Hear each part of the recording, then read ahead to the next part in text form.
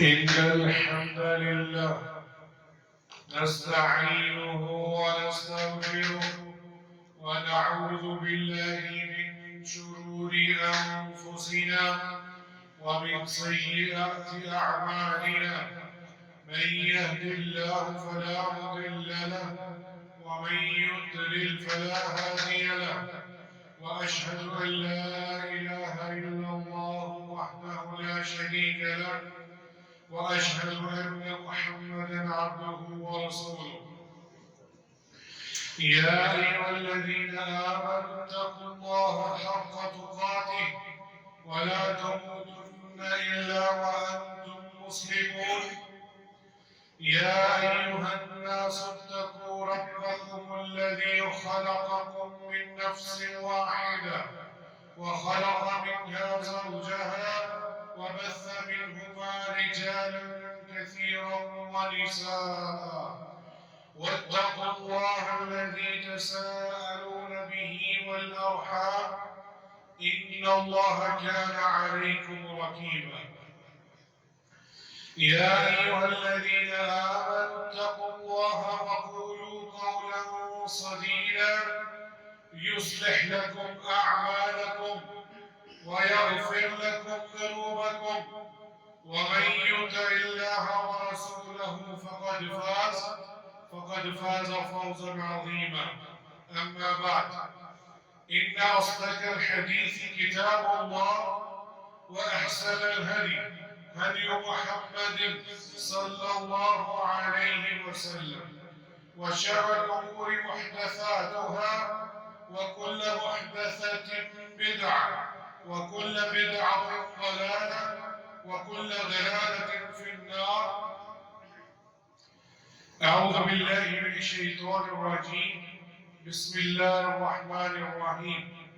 إن عدة الشهور عند الله 12 شهرا في كتاب الله يوم خلق السماوات والأرض منها 4 حرم، ذلك الدين القيم فلا تظلموا فيهن أنفسكم. لائق تقریر سامعین مکرم، آج اللہ سبحانہ و تعالیٰ کی توفیق سے یکم المحرم الحرام ہے اور 1447 کی اللہ سبحانہ و تعالیٰ کی جو مہینے ہیں وہ اللہ سبحانہ و تعالیٰ نے جب یہ زمین اور آسمان بنائے تھے اس وقت ہی مقرر کر دیے تھے.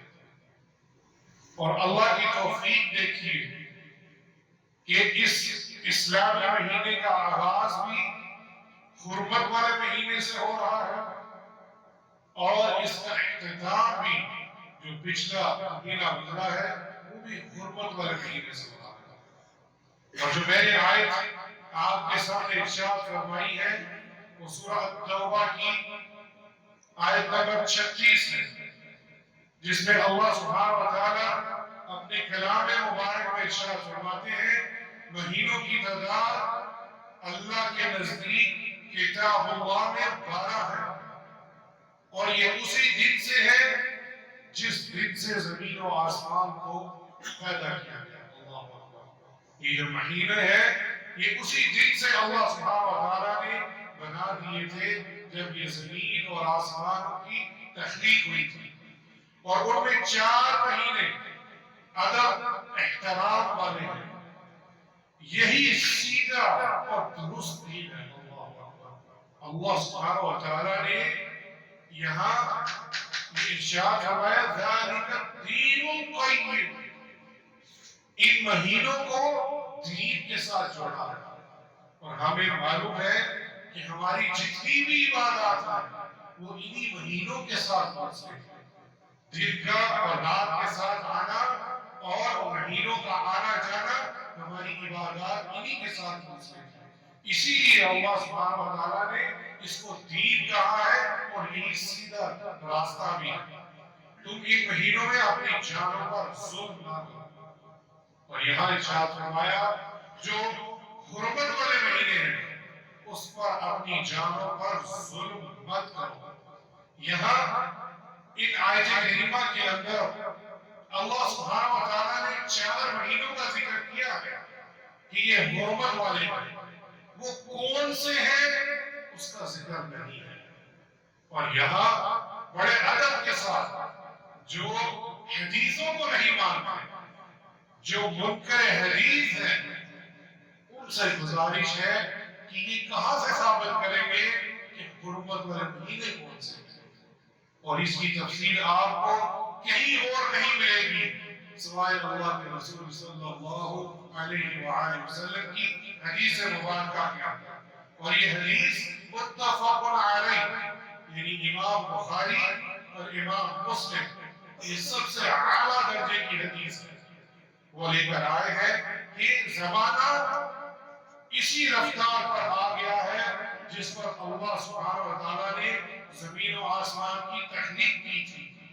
سال 12 مہینوں کا ہے جن میں 4 حرمت والے ہیں، اور پھر اللہ کے رسول صلی اللہ علیہ وآلہ وسلم نے فرمایا منها 4 حرم 3 متوالیات، 4 مہینے حرمت والے ہیں اور 3 مسلسل آتے ہیں، ذو القعدہ، ذو الحجہ اور محرم۔ اور پھر فرمایا اس میں 1 مہینہ ورجب مضر الذی بین جمادی و شعبان، اور جو رجب کا مہینہ ہے یہ کب آتا ہے؟ جمادی الاولی اور شعبان کے درمیان۔ اس سے ہمیں سبق سیکھنا چاہیے کہ صرف قرآن کو لے لینا کافی ہے، ہمیں ساتھ حدیث مبارکہ کو بھی لینا۔ ایک ایسا فرقہ موجود ہے جو صرف قرآنیون کہتا ہے کہ ہمارے لیے صرف قرآن کافی ہے، جبکہ یہ عمل اور یہ عقیدہ رکھنا درست نہیں۔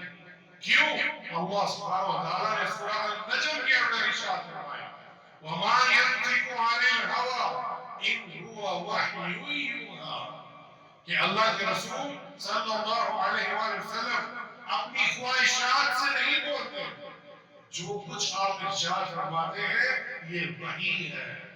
تو اس سے معلوم ہوا کہ 2 طرح کی وحی ہے، ایک قرآن اور دوسرا جو اللہ کے رسول صلی اللہ علیہ وآلہ وسلم نے ارشاد فرمایا، وہ بھی وحی الہی ہے، اور ہمیں اس پر ایمان لانا چاہیے۔ ہمارے معاشرے میں ایسے لوگ موجود ہیں جو میڈیا کے اوپر بھی آتے ہیں اور یہ اعتراض اٹھاتے ہیں کہ ہمیں حدیثوں کو نہیں ماننا چاہیے، انہیں ڈر جانا چاہیے۔ آپ اپنی عبادت کر ہی نہیں سکتے جب تک حدیث مبارکہ نہ۔ اب آگے بڑھیے کہ یہاں محرم الحرام کا جو ابتدا ہو رہی ہے وہ بھی محرم یہ حرمت والے مہینے سے، اور یہ میرے اور آپ کے لیے اللہ کا فضل ہے کہ اللہ سبحانہ و تعالیٰ ہر مہینے کے بعد آنے والے مہینے میں ہمیں ایسے موقع فراہم کرتا ہے کہ انسان ان موقعوں پر اپنی عبادات، ان موسموں کے اندر اپنی عبادات کر کے اپنی مغفرت کروا سکتا ہے۔ یہ اللہ سبحانہ و تعالیٰ کا فضل ہے ہمارے اوپر۔ اب پچھلی ہم نے ذو الحجہ کا مہینہ گزارا، اس سے پیچھے رمضان کا مہینہ گزارا، اور اب یہ محرم کا مہینہ آ چکا ہے۔ ابو عثمان النہدی رحمہ اللہ وہ ایک قول بیان کرتے ہیں کہ ہم 10 دنوں کی بہت تعظیم کیا کرتے ہیں۔ 3 ایسے 10 دن ہیں ان کی ہم بہت تعظیم کیا کرتے ہیں، اور وہ کون سے ہیں؟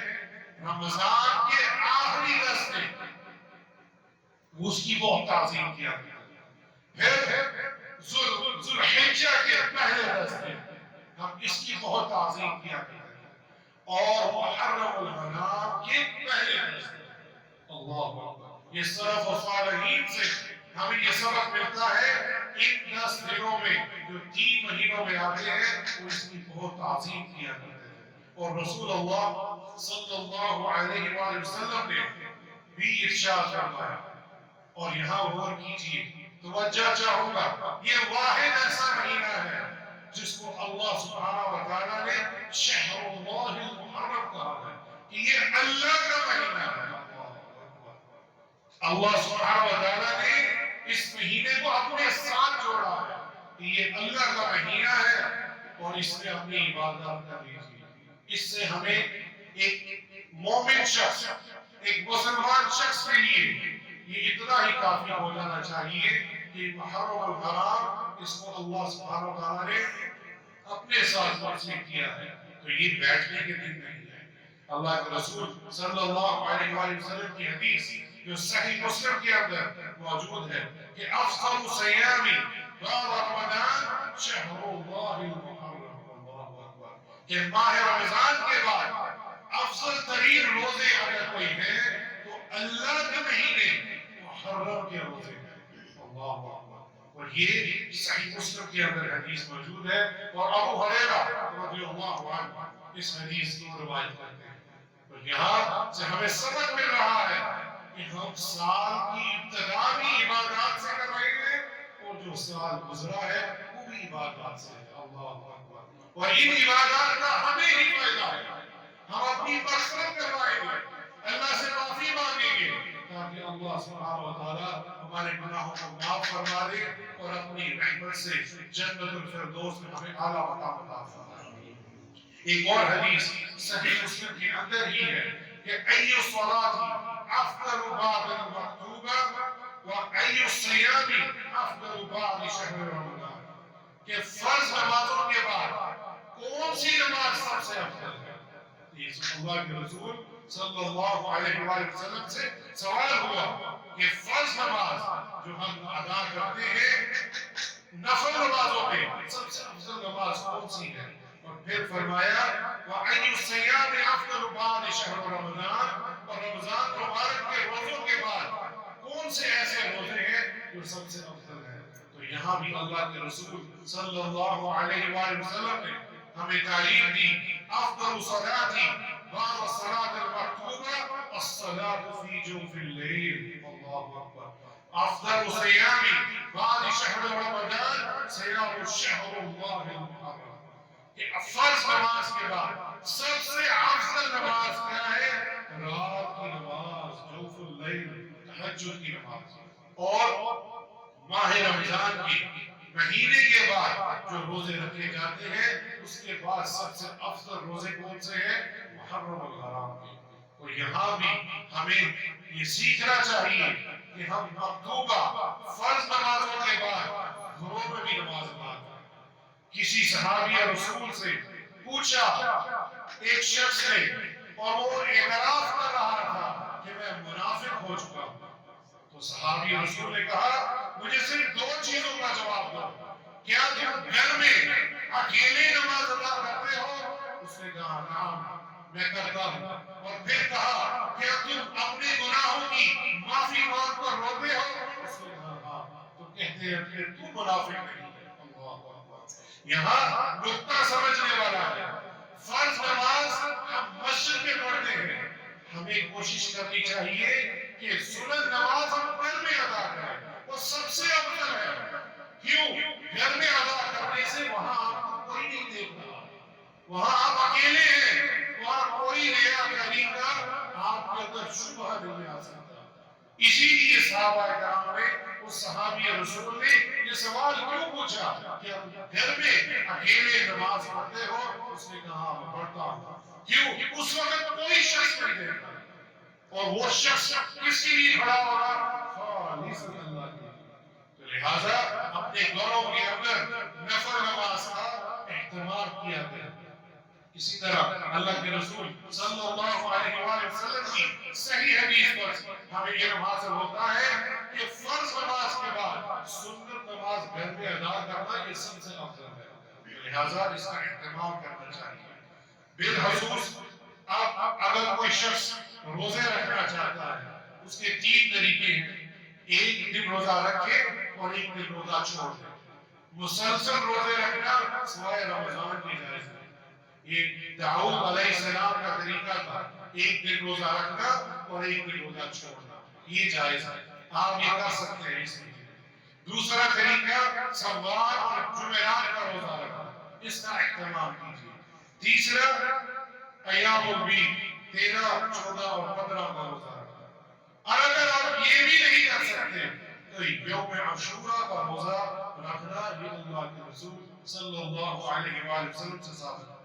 اب یہاں سیدنا عبداللہ ابن عباس رضی اللہ عنہ یہ راوی کو آپ نے ذہن میں رکھنا.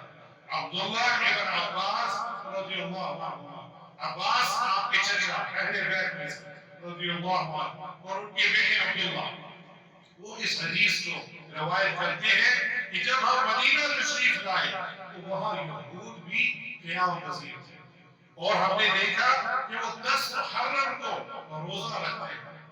آپ نے اللہ کے رسول صلی اللہ علیہ وآلہ وسلم نے پوچھا ما هذا اليوم الذي نصوم له، یہ روزہ یہ کون سے دن کا روزہ رکھ رہے ہیں؟ تو انہوں نے فرمایا هذا يوم عظيم، یہ بہت ہی بڑا دن ہے. انجی اللہ فی موسیٰ وقومہ، موسیٰ علیہ السلام اور اس کی قوم کو نجات ملی تھی. وَغَرَّقَ فِرْعَوْنَ وَقَوْمُهُ، اور اسی دن 10 محرم کو جب نجات ملی تو فرعون کو بھی غرق کیا گیا. فَصَامَهُ مُوسَىٰ شُكْرًا، اللہ اکبر. اور موسیٰ علیہ السلام نے یہ نعمت جو انہیں عطا ہوئی، انہیں جو نجات ملی فرعون سے، اس کا شکر ادا کرنے کے لیے روزہ رکھا. فَنَحْنُ نَصُومُهُ، اور یہودوں نے کہا، یہودیوں نے کہ ہم اس لیے روزہ رکھتے ہیں. تو اللہ کے رسول صلی اللہ علیہ وآلہ وسلم نے فرمایا فَنَحْنُ أَحَقُّ وَأَوْلَىٰ بِمُوسَىٰ، کہ ہمارا موسیٰ علیہ السلام پر زیادہ حق ہے، کیونکہ آپ نبی ہیں، اولو العزم میں سے ہیں. اور پھر فرمایا کہ فَنَحْنُ أَحَقُّ وَأَوْلَىٰ بِمُوسَىٰ مِنكُمْ فَصَامَهُ رسول اللہ صلی اللہ علیہ وسلم وَعَمَرَ بِصِيَامِهِ. اور پھر اللہ کے رسول صلی اللہ علیہ وآلہ وسلم نے اس 10 محرم کو روزہ رکھا اور ہمیں روزہ رکھنے کا حکم دیا. اور یہ حدیث صحیح مسلم کے اندر موجود ہے. اس کا فائدہ کیا ہوگا؟ میں گزارش کروں گا، آج ہماری مسجد میں خواتین ہیں تو اوپر والا ہال جو دائیں طرف ہے وہ جگہ نہیں ہے، آپ ذرا ساتھ ساتھ بڑھائیے تاکہ لوگ ادھر آ سکیں. جزاک اللہ خیر. پھر رسول اللہ صلی اللہ علیہ وآلہ وسلم نے فضیلت بیان کی ہے. سیدنا ابو قتادہ رضی اللہ عنہ انصاری صحابی ہے کہ سئل عن صوم یوم عاشورہ، رسول اللہ صلی اللہ علیہ وسلم نے یوم عاشورہ کے روزے کی فضیلت کے بارے میں پوچھا. اللہ اکبر، اس کی فضیلت کے بارے میں بھی سوال ہوا. یہ ہے صحابہ وہ سوال کیا کرتے تھے جو ان کی ذات سے منسلک ہو، تاکہ اپنا تزکیہ کر سکیں، اپنا تربیہ کر سکیں. یہ دوسروں کے اوپر سوال اٹھانا یا دوسروں کو نیچے دکھانے کے لیے ان کا مقصد نہیں ہوتا تھا. اور ہمیں یہ سوال کرنے کا انداز صحابہ سے سیکھنا چاہیے کہ سوال اس لیے کریں علماء کرام سے کہ آپ اپنی اصلاح کر سکیں. اسی طرح جب ان سے پوچھا تو اللہ کے رسول صلی اللہ علیہ وآلہ وسلم نے فرمایا کہ کفر السنۃ الماضیہ، پچھلے 1 سال کے گناہوں کو معاف فرما دے گا. وہی صحیح مسلم کی روایت ہے. اور یہاں عبداللہ ابن عباس رضی اللہ عنہ فرماتے ہیں کہ نبی کریم صلی اللہ علیہ وآلہ وسلم اور صحابہ کرام رضی اللہ عنہ سے روزہ رکھنا شروع کر دیا تو بعد میں صحابہ کرام رضوان اللہ علیہ اجمعین نے اللہ کے نبی صلی اللہ علیہ وآلہ وسلم سے سوال کیا. یہاں غور کیجئے، یا رسول اللہ انہو یوم تعظموہ الیہود والنصارى، اے اللہ کے رسول اس دن کی یہود و نصارہ بڑی تعظیم کرتے ہیں. تو آپ صلی اللہ علیہ وآلہ وسلم فرمایا اگر اللہ نے چاہا تو آئندہ سال ہم 9 تاریخ کا روزہ رکھیں. یہاں صحابہ کرام نے یہود و نصارہ کی مخالفت کے بارے میں سوال کیا. کس چیز میں؟ عبادات کے اندر. ہمارے ہاں ایک ایسی فکر پائی جاتی ہے اقتصادی طور پر یہودوں کے خلاف کھڑے ہوئے. وہ آپ کھڑے ہو سکتے ہیں انفرادی طور پر، اس میں کوئی حرج کوئی مذاکرہ نہیں، لیکن اصل مخالفت، اصل بائیکاٹ یہودیوں کا ان کی عبادات سے مخالفت. وہ جس طرح عبادت کرتے ہیں اللہ کے رسول نے اس طرح کرنے سے منع فرمایا. اور بہت ساری حدیثیں، بہت ساری یہود و نصارہ اپنی گاڑی کو سفید نہیں کرتے، وہ سفید چھوڑتے ہیں، رکھتے نہیں ہیں۔ اللہ کے رسول صلی اللہ علیہ وسلم نے ہمیں رکھنے کے لیے فرمایا۔ یہود و نصارہ ننگے پاؤں نماز پڑھتے ہیں، اسی لیے اللہ کے رسول صلی اللہ علیہ وآلہ وسلم مدینہ کی مسجد کے اندر جوتے پہن کر نماز پڑھا کرتے ہیں۔ اب ہماری مساجد تو ایسے نہیں ہے، ہم اپنے گھروں میں صاف جوتوں کے ساتھ 2 رکعت پڑھا کریں، مخالفت کیا کریں۔ یہ اصل مخالفت ہے یہود و نصارہ کی۔ اور یہاں بھی اللہ کے رسول صلی اللہ علیہ وآلہ وسلم نے فرمایا کہ ہم یہود کے اوپر یہ جو روزہ رکھتے ہیں اس کی مخالفت کریں گے اور 9 کا روزہ رکھیں گے، لیکن آئندہ سال جب آیا تو آپ وہ روزہ رکھ نہ سکے، آپ کی وفات ہوگی۔ اب یہاں اختلاف کا نام، میں نے کیا کہا تھا کہ عبداللہ ابن عباس رضی اللہ عنہ، ان کی طرف دیکھیے، یہ دونوں حدیثیں عبداللہ ابن عباس سے مروی ہیں، اور جب اللہ کے رسول صلی اللہ علیہ وآلہ وسلم کی وفات ہوگی تو عبداللہ ابن عباس نے اپنے عمل سے یہ ظاہر کیا، صوم التاسع والعاشر وخالف اليہود۔ اس سنن الکبریٰ البہقی کے اندر ہے، بہقی کے اندر یہ روایت موجود ہے کہ عبداللہ ابن عباس نے 9 کا بھی روزہ رکھا اور 10 کا بھی روزہ رکھا اور یہودیوں کی مخالفت کی۔ اللہ اکبر، یہ ہے اصل چیز۔ اور اسی طرح حافظ ابن حجر رحمہ اللہ، انہوں نے بھی اس فتح الباری کے اندر یہی نتیجہ نکالا ہے کہ ہمیں 9 کا بھی روزہ رکھنا چاہیے اور 10 کا بھی روزہ رکھنا چاہیے۔ کیوں؟ یہاں سے مخالفت ہوگی۔ اور یہاں نے علماء کرام نے ہمیں 3 طریقے بتائے ہیں کہ سب سے افضل یہ ہے کہ 9، 10 اور 11 کا روزہ رکھا جائے، یہ 3 متتابع ہیں۔ پھر علماء کرام نے فرمایا دوسرا طریقہ، جو دوسرا درجہ ہے، 9، 10 یا 10، 11 اس کا روزہ رکھا جائے، اور تیسرا جو ہے وہ روزہ صرف یوم عاشوراء کا رکھا جائے۔ اور یہاں یہود کی مخالفت نہیں ہوگی، لیکن کم سے کم آپ یہ رکھیں، کیوں؟ جو فضیلت آئی ہے 1 سال کی گناہ معاف ہونے کی، وہ محرم الحرام کے 10ویں روزے کی ہے، اور مخالفت کے طور پر 1 دن پہلے یا 1 دن بعد ہم روزہ رکھ سکتے ہیں۔ اور یہاں محرم الحرام میں صحابہ کرام کی بھی آپ حفاظت کے لیے کھڑے ہیں۔ کیوں؟ ہمارے معاشرے میں، ہم جس معاشرے میں رہ رہے ہیں، وہاں جیسے ہی محرم الحرام آتا ہے صحابہ کرام پر لوگ تال کرنا شروع ہو جاتے ہیں، والعیاذ باللہ۔ اور یہ دین ہم تک پہنچا ہی صحابہ کے بعد۔ اور یاد رکھیے، اگر کوئی شخص صحابہ پر انگلی اٹھائے گا تو در حقیقت وہ صحابہ پر نہیں، دین پر انگلی اٹھا رہا ہے۔ یہ میں نہیں کہہ رہا، یہ اللہ سبحانہ وتعالیٰ نے سورۃ البقرہ کے اندر اور ارشاد فرمایا ہے۔ اور یہ منافقین کی عادت ہے۔ کیا عادت ہے؟ وَإِذَا قِيلَ لَهُمْ آمِنُوا كَمَا آمَنَ النَّاسُ قَالُوا أَنُؤْمِنُ كَمَا آمَنَ السُّفَهَاءُ أَلَا إِنَّهُمْ هُمُ السُّفَهَاءُ وَلَكِنَّ لَا يَعْلَمُونَ۔ اس سورہ البقرہ کی آیت نمبر 13 ہے۔ جب ان منافقین سے کہا جاتا ہے ایمان لاؤ، جس طرح صحابہ کرام رضی اللہ عنہم ایمان لائے ہیں، تو کہتے ہیں ہم ایمان لائے ان جیسے بیوقوفوں کو۔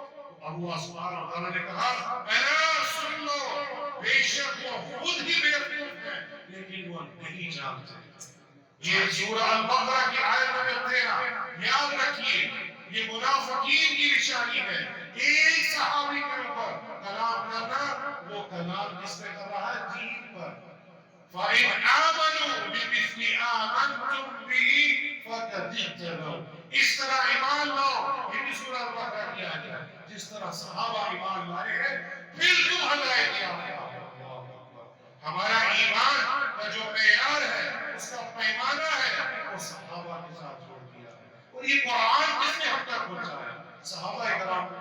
میں نے پچھلے جمعے میں ارشاد فرمایا تھا، سورہ الحجرات سے لے کر سورہ الناس تک عثمان بن عفان نے لکھا ہے وہ آیات، ترجمے وہی ہیں۔ وہ پہلے ایسے صحابی رسول ہیں جنہوں نے سورہ الحجرات سے لے کے سورہ الناس تک لکھی ہے۔ اور سبحان اللہ، خوارجوں نے انہی کو شہید کر دیا۔ لہذا صحابہ کا دفاع کیجیے، ہاں فساد نہیں ہونا چاہیے، اپنی زبان کے ساتھ، اپنے اخلاق کے ساتھ، ان کی جو زندگی ہے سیرت و ذاتیہ صحابہ کرام کی، اس کو پڑھیے، اپنے بچوں کو پڑھائیے، یہ ہے ہمارے اصل ہیرو۔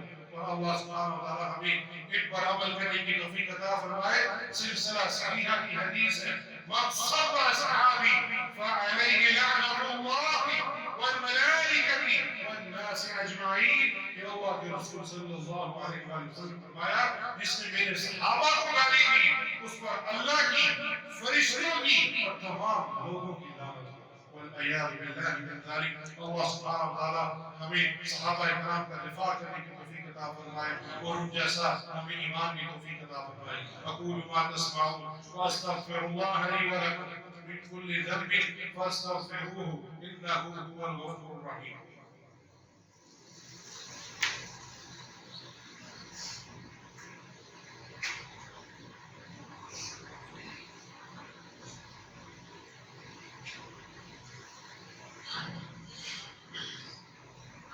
الحمد للہ والصلاة والسلام علی رسول اللہ، اما بعد۔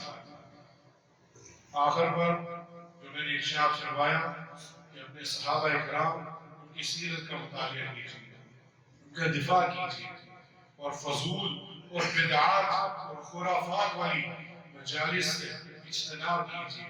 یہ ہمارا شیوہ نہیں ہے۔ رسول اللہ صلی اللہ علیہ وآلہ وسلم کی حدیث، ليس منا من ضرب الخدود أو شق جيوبا أو دعا بدعوة الجاهلية أو كما قال صلى الله عليه وسلم۔ وہ شخص جو اپنے آپ کا رخسار پاڑے، گرے بار اور چاک کرے، وہ دور جاہلیت کی درمیان میں سے۔ یہ اپنے آپ کو مارنا، اپنے آپ کو پیٹنا، یہ دور جاہلیت کے زمانے کے طریقہ کار ہے۔ امام بخاری اس حدیث کو لے کر آئے ہیں، اور یہ عبداللہ بن مسعود کی روایت ہے۔ تو ان جیسی خرافات چیزوں سے بچیں، اور جو بھی ہمارے معاشرے میں بدعات ہوتی ہیں، سیاہ جھنڈے نکالنا، لوہا ماتم کرنا، تعزیے وغیرہ، منہ پھٹنے اور بھوکے پیاسے، یہ سب چیزیں خرافات ہیں۔ صحابہ کی طرف دیکھیے، وہ بھی حسن اور حسین رضی اللہ عنہما سے بیان کرتے ہیں، کیا انہوں نے ایسا کیا؟ آپ کو کہیں نہیں ملے گا، آپ کو ایک صحابی بھی ایسے عمل کرتے ہوئے نظر نہیں آئے گا۔ تو ان جیسے خرافات سے اپنے آپ کو بچائیے۔ ان اللہ وملائکتہ یصلون علی النبی یا ایھا الذین آمنوا صلوا علیہ وسلموا تسلیما۔ اللهم صل علی محمد وعلى آل محمد كما صليت على إبراهيم وعلى آل إبراهيم إنك حميد مجيد۔ اللهم بارك على محمد وعلى آل محمد كما باركت على إبراهيم وعلى آل إبراهيم إنك حميد مجيد۔ یہ اللہ سبحانہ وتعالیٰ کے رسول پر صلی اللہ علیہ وسلم درود بھیجنا یہ ثابت ہے۔ اس سے آپ کے 10 گناہ آپ کو معاف ہوتے ہیں، 10 درجات ملتے ہیں، 10 حسنات آپ کی لکھی جاتی ہیں۔ اور جو نہیں پڑھتا، اللہ کے رسول صلی اللہ علیہ وسلم نے اس پر بڑی سخت وعید بیان کی ہے کہ اس کی خواہ قبول ہو، کہ جو اللہ آپ کا نام آئے اور آپ پر درود نہ بھیجے۔ لیکن یہاں بھی لوگوں نے بد بڑت چیزیں بنا لی۔ یہ کسی بھی ضعیف حدیث کی دور کی بات، صحیح حدیث بھی نہیں ہے، ضعیف بھی نہیں ہے۔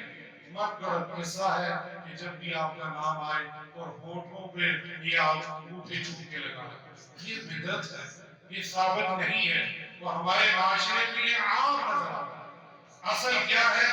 جب بھی آپ کا نام آئے صلی اللہ علیہ وسلم، یہ آپ نے پڑھنا ہے یا درود ابراہیم، اس سے 10 حسنات، 10 گناہ مٹتے ہیں۔ لیکن جو شخص بدعت کرے گا اس کے گناہ نہیں مٹیں گے، اس کو الٹا گناہ ہی ہوگا۔ اللهم انك عفو تحب العفو فاعف عنا ربنا اننا آمنا فاغفر لنا ذنوبنا وقنا عذاب النار۔ اللہ سبحانہ وتعالی تمام بیماروں کو شفا کاملہ اور عاجلہ عطا فرما۔ یا اللہ جو ہسپتالوں میں ہیں، یا اللہ ان کو شفا کاملہ اور عاجلہ عطا فرما۔ یا اللہ میرے والدین کو ایمان والی صحت والی زندگی عطا فرما۔ یا اللہ جو وفات پا چکے ہیں ان کے والدین، ان کی قبروں کو جنت کا باغ بنا دے۔ اللهم اغفر لي ذنوبي جميعا، یا اللہ میرے سب گناہوں کو معاف فرما۔ یا اللہ ہمیں اس سال جو شروع ہوا ہے تیری عبادت کرنے کی توفیق عطا فرما یا اللہ اس مہینے میں ہم سنت کے مطابق تیری عبادت کر سکیں یا اللہ ہمارے لیے آسانیاں عطا فرما اللهم اغفر لي ذنبي كله دكه وجله وأوله وآخره وعلانيته وسره ربنا آتنا في الدنيا حسنة وفي الآخرة حسنة وقنا عذاب النار ربنا تقبل منا إنك أنت السميع العليم وتب علينا إنك أنت التواب الرحيم عباد الله إن الله يأمر بالعدل والإحسان وإيتاء ذي القربى وينهى عن الفحشاء والمنكر والبغي يعظكم لعلكم تذكرون وأقيموا الصلاة